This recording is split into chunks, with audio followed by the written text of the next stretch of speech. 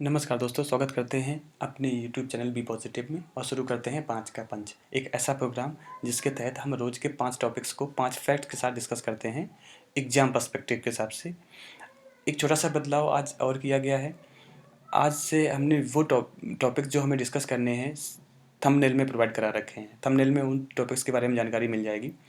आज हमने जो टॉपिक्स कवर करने हैं वो हैं bar council, ICC, BCCI, project 15B, NDRF, BWF। तो आज 22 नवंबर शुरू करते हैं आज का डिस्कशन। So let's started. आज सबसे पहले बार काउंसिल ऑफ इंडिया को डिस्कस करते हैं। न्यूज़ में क्यों है?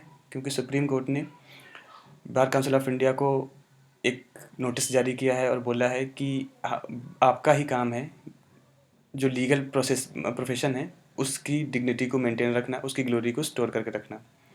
बार काउंसिल क्या होता है? बार एक बॉडी ऑफ लॉयर होता है। Bar council of India advocate act 1961 के तहत बनाया गया था। मेनली इसका काम लीगल प्रैक्टिसेस को रेगुलेट करना होता है, स्टैंडर्ड सेट करना होता है लीगल एजुकेशंस की, ग्रांट जो यूनिवर्सिटीज़ लीगल प्रोफेशन को पढ़ाती हैं, एजुकेशन क्वालिफिकेशन देती हैं, उन यूनिवर्सिटीज़ को रिकॉग्नाइज़ करना।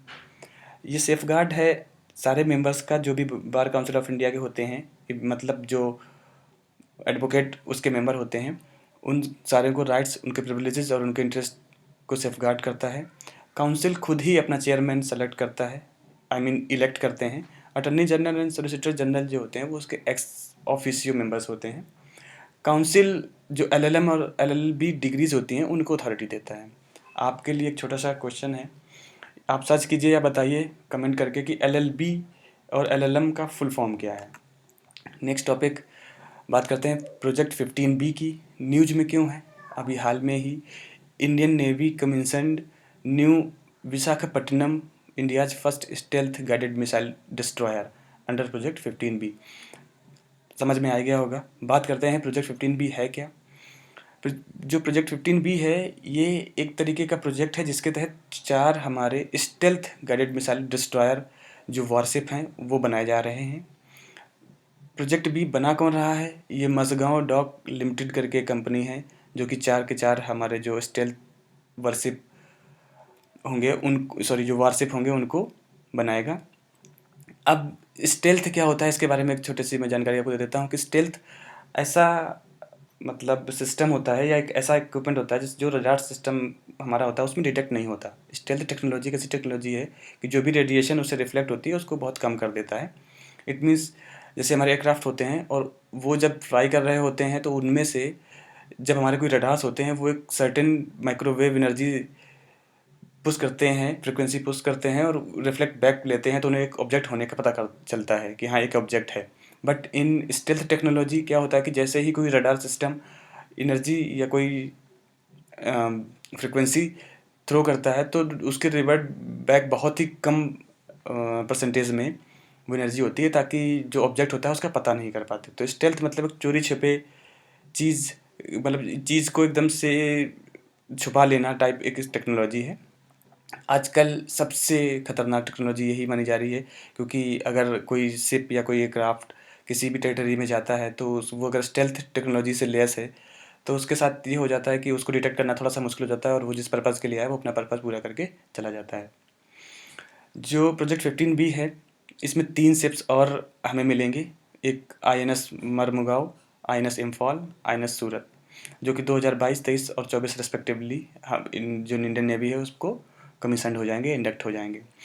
अब बात कर लेते हैं कि इनका नाम इस तरीके से क्यों है। तो अगर हम चारों पॉइंट्स को या चारों जो हमारे INS जो हमारी वारशिप्स हैं ये स्टेल्थ गाइडेड मिसाइल्स डिस्ट्रॉयर, इनको अगर हम देखें तो पहला वाला जो है वो विशाखापट्टनम। तो हम अगर शुरू करें सूरत से तो सूरत, मरमुगाओ, विशाखापट्टनम, इम्फाल, तो ये हमारे चारों दिशाओं, ये चारों ओर के जो कोस्टल एरियाज़ हैं उन पे उनके नाम पे बनाया गया है। जनरली ऐसे ही होता है जैसे नीलगिरी, हिमगिरी, इस तरीके से भी जो जो प्रोजेक्ट्स बनते हैं हमारे उनका नामकरण ऐसे ही कर देते हैं।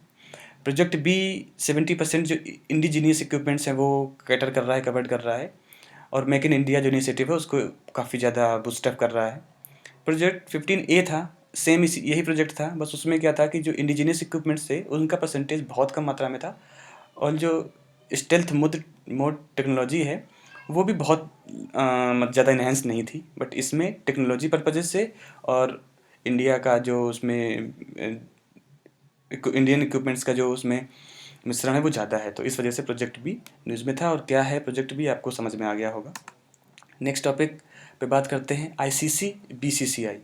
न्यूज़ में क्यों है? अभी हाल में ही south African cricketer AB de Villiers ने रिटायरमेंट अनाउंस किया है सभी फॉर्म से। तो ज़्यादातर लोग तो क्रिकेट के बारे में जानते हैं, सभी फॉर्म्स T20, वनडे और टेस्ट। साउथ अफ्रीकन प्लेयर हैं तो इतना कुछ खास इंपॉर्टेंट हमारे एग्जाम पर्पजेज से नहीं रह जाता, बट फिर भी एक फेमस क्रिकेटर हैं, बहुत अच्छे क्रिकेटर हैं।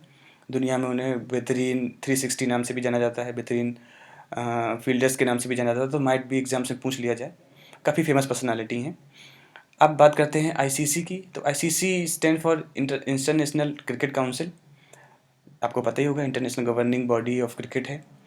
ये 1909 में ऑस्ट्रेलिया, इंग्लैंड और साउथ अफ्रीका ने साथ मिलकर फाउंड किया था। आईसीसी का हेडक्वार्टर दुबई, यूएई में है। जबकि बीसीसीआई हमारे इंडियन क्रिकेट कंट्रोल बोर्ड को बोलते हैं, board of control for cricket in India. 1928 दिसंबर में जो फॉर्म हुआ था और ये काम करता है ministry of youth affair and sports. आज थोड़ा सा मैं कम चीज़ें डिस्कस कर रहा हूँ, वही चीज़ें डिस्कस कर रहा हूँ जो पॉइंट ऑफ व्यू से, एग्जाम पॉइंट ऑफ व्यू से काफ़ी इंपॉर्टेंट हो। बाकी दुनिया का कहानी गाने से इतना कुछ खास बनता नहीं है। इसका इसका आईसीसी जो हमारा बीसीसीआई है, इसका हेडक्वार्टर जो है वो वानखेड़े स्टेडियम, मुंबई में है। तो आई होप आपको आईसीसी और बीसीसीआई के बारे में थोड़ा बहुत पता चल गया होगा। जनरली क्वेश्चंस हेडक्वार्टर से पूछ दिया जाता है और बीसीसीआई किस मिनिस्ट्री के अंदर वर्क करता है उसको कभी कभी पूछ लिया जाता है। बढ़ते हैं नेक्स्ट टॉपिक में, और नेक्स्ट टॉपिक है हमारा एनडीआरएफ। न्यूज़ में क्यों है एनडीआरएफ? ऐसी आपको पता है अभी आंध्र प्रदेश में बहुत ज़्यादा हैवी फ्लड आया है, तो जो एनडीआरएफ और एसडीआरएफ टीम्स हैं वो एक्शंस में आई हैं। NDRF stand for national disaster response force. आपको पता ही है, पर्पस है उसका स्पेशल और क्विक रिस्पांस जब थ्रेटनिंग डिजास्टर सिचुएशंस होती हैं। डिजास्टर्स कोई भी हो सकते हैं, नेचुरल मीन्स अर्थक्वेक आ जाना, फ्लड्स आ जाना, या मैन मेड लाइक कभी हमारे पास कोई एंटी रिएक्शन मिसाइल का एक्सप्लोजन हो गया या कोई न्यूक्लियर बॉम्ब का एक्सप्लोजन हो गया, तो उस टाइम पे मैन मेड सिचुएशन में भी एनडीआरएफ काम करता है। ये एनडीआरएफ जो है एक डिजास्टर बॉडी, मतलब अपेक्स बॉडी है डिजास्टर मैनेजमेंट की, और ये इसका जो फॉर्मेशन हुआ था वो डिजास्टर मैनेजमेंट एक्ट 2005 में हुआ था। अब ये क्यों बनी, इसके पीछे थोड़ा सा मैं एक स्टोरी आपको बता देता हूँ। थोड़ा सा लिंक होना रहेगा तो आप ये बता पाएंगे कि डिजास्टर मैनेजमेंट एक्ट कौन सा है और कब एनडीआरएफ का फॉर्म हुआ। तो एक्चुअली 2001 में जब हमारे गुजरात में सबसे ज़्यादा खतरनाक तरीके का अर्थक्वेक आया था, तो बहुत ज़्यादा डिवास्टिंग इन नेचर था वो।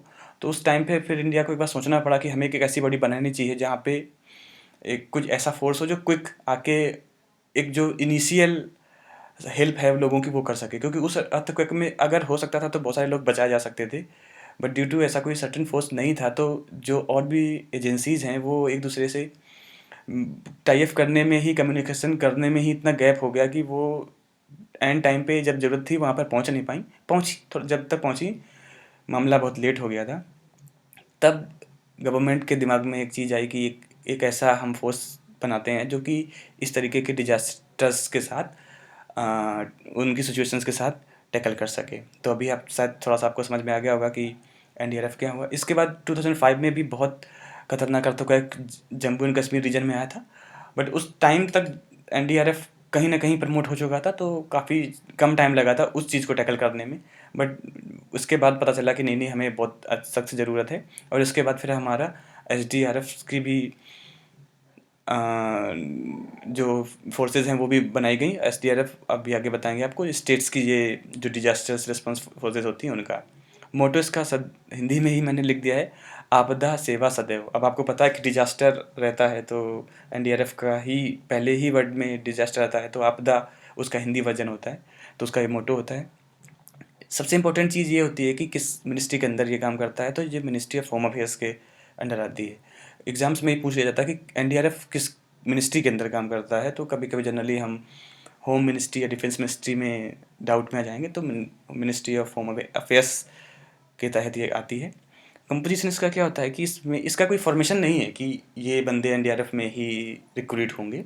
इनका अलग से कुछ इस तरीके का नहीं है। ये कंपोजिशन होता है, डेपुटेशन लेवल पे लोग आते हैं जो हमारी पैरामिलिट्री फोर्सेज है उनमें, उनको फिर ट्रेन किया जाता है और फिर वो एनडीआरएफ को 7 ईयर्स के लिए 10 ईयर्स के लिए सर्व करते हैं। जो हमारी पैरामिलिट्री फोर्सेज हैं वो तो आपको पता ही है, उसमें से असम राइफल के जो सोल्जर्स हैं वो नहीं आते, बाकी बीएसएफ, सीआरपीएफ, सीआईएसएफ, आईटीबीपी और एसएसबी, इन पैरामिलिट्रीज़ के जो सोल्जर्स हैं वो डिपुटेशन में लिए जाते हैं। जैसे कि हमने बताया एसडीआरएफ स्टेट के लिए जो होती है, स्टेट में अगर अगर एक्चुअली कहीं अगर नेचुरल कैलेमिटी आएगी तो वो कोई ना कोई स्टेट होगा, तो इससे पहले कि नेशनल डिजास्टर रिस्पांस फोर्स आके वहाँ कुछ काम करे, स्टेट डिजास्टर रिस्पांस फोर्स थोड़ा सा मामले को संभाले और इसके बाद एनडीआरएफ आके उसको टेक ओवर कर ले, या दोनों कोऑर्डिनेट करके उस आपदा से निपटें। नेक्स्ट हमारा टॉपिक है बैडमिंटन वर्ल्ड फेडरेशन। न्यूज़ में क्यों है? अभी हमारे बैडमिंटन के बहुत महान खिलाड़ी प्रकाश पादुकोण को prestigious life time achievement award मिला है फॉर 2021। दिया किसने है? बैडमिंटन वर्ल्ड फेडरेशन ने। प्रकाश पादुकोण इस वजह से भी फेमस हैं या इम्पोर्टेंट हैं एग्जाम पर्पजेज से, क्योंकि ये हमारी जो हीरोइन हैं दीपिका पादुकोण, उनके पिताजी हैं, बहुत अच्छे बैडमिंटन प्लेयर थे। अब बात करते हैं BWF की। एक इंटरनेशनल गवर्निंग बॉडी है जो कि बैडमिंटन स्पोर्ट को रेगुलेट करती है या गवर्न करती है। फाउंड हुई थी 1934 में। हेडक्वार्टर इसका कुआलालंपुर मलेशिया में है। मेजर टूर्नामेंट्स ये जो ऑर्गेनाइज करते हैं या इनके तहत प्लेयर्स पार्टिसिपेट करते हैं वो हैं ओलंपिक एंड पैरालंपिक में, Thomas cup, Uber cup, Sudirman cup. ये ऐसे प्लेटफॉर्म्स हैं जहाँ पर BWF के प्लेयर्स पार्टिसिपेट करते हैं। BWF हमारी जो ओलंपिक कमेटी है उससे रिकॉग्नाइज्ड ये एसोसिएशन है। इंडिया में बैडमिंटन एसोसिएशन ऑफ इंडिया जो कि 1936 में फॉर्म हुआ था, होल्ड करता है सारे इंटरनेशनल और नेशनल लेवल के टूर्नामेंट्स को। तो ये छोटी सी इन्फॉर्मेशन थी। एग्जाम पर्पसेस से 2-3 चीज़ें ही इम्पोर्टेंट हैं। एक तो फॉर्म कहाँ हुई मे भी पूछा जाए, but headquarter and major tournament ये पूछ सकते हैं। आगे बढ़ते हैं आज की बोनस इन्फॉर्मेशन के लिए। हालांकि बहुत सारी न्यूज़ थी तो मुझे लगा कि कुछ न्यूज़ जो कि डिटेल में आपसे डिस्कस नहीं कर पाएंगे, उनके लिए हम थोड़ा एक 1 लाइनर सेंटेंसेस ही बना देते हैं। तो अभी इंडो फ्रांस मिलिट्री एक्सरसाइज शक्ति 2021 स्टार्ट हुई है, फ्रांस में हो रही है। हमें ध्यान ये रखना है कि शक्ति इंडिया और फ्रांस के बीच मिलिट्री एक्सरसाइज है, और हो कहाँ रही है, ये एडिशन जो है वो कहाँ हो रहा है, तो वो फ्रांस में हो रहा है। क्योंकि कभी कभी ये पूछ लिया जाता है कि अभी इंडो फ्रांस के बीच में शक्ति एक्सरसाइज हुई कहाँ हुई थी, तो मेनली कंट्री का नाम पूछ लिया जाता है, तो फ्रांस में हुई है।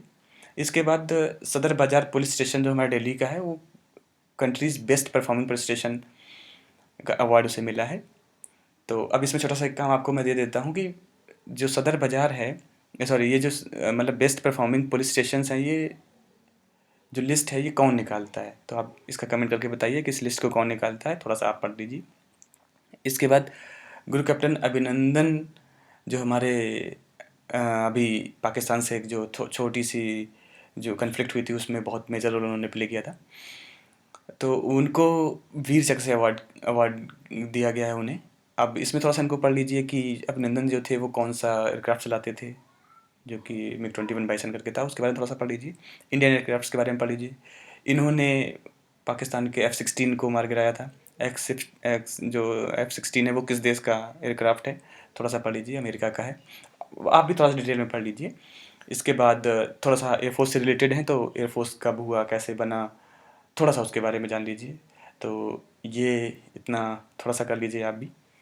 आई होप आपको अच्छा लगा होगा। यहाँ तक बने रहने के लिए थैंक यू, और जैसे कि हमेशा बोलते हैं कीप स्माइलिंग, और कमेंट करके ज़रूर बताइए कि आपको ये सेशंस कैसे लग रहे हैं। रही बात टाइमिंग की, तो इवनिंग 5 o'clock तक मैं पूरी कोशिश करता हूँ कि वीडियो अपलोड हो जाए। डेली बेसिस में ये वीडियो अपलोड होगा और आगे भी होता रहेगा। तब तक हंसते रहिए, मुस्कुराते रहिए। जय हिंद।